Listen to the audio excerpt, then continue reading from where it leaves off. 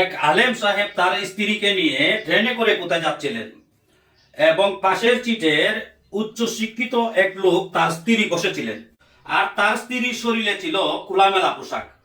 তখন এই পাশের লোকটি বলল, মোল্লারা বউকে আবদ্ধ করে রাখে, তাদের কোনো স্বাধীনতা নাই। তখন আলেম সাহেব বললেন, ভাই আপনার এই ব্যাগের মধ্যে আছে কি? লোকটি বলল, কেন?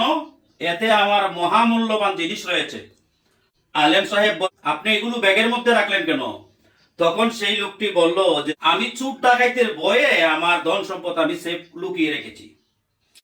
তখন আলেম সাহেব বললেন, আমিও আমার বউকে এখানে যত্নে রেখেছি যেন তার দিকে কোনো খারাপ মানুষের নজর না পড়ে, কারণ আমার কাছে আমার স্ত্রী টাকা পয়সার চেয়েও বেশি মূল্যবান, আর আপনার কাছে আপনার স্ত্রী ধন সম্পদের চাই মূল্যবান নয়।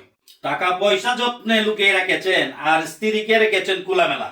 হুজুরের কথা শুনে সেই লোকটির লজ্জা মাথা ছুটো হয়ে গেল।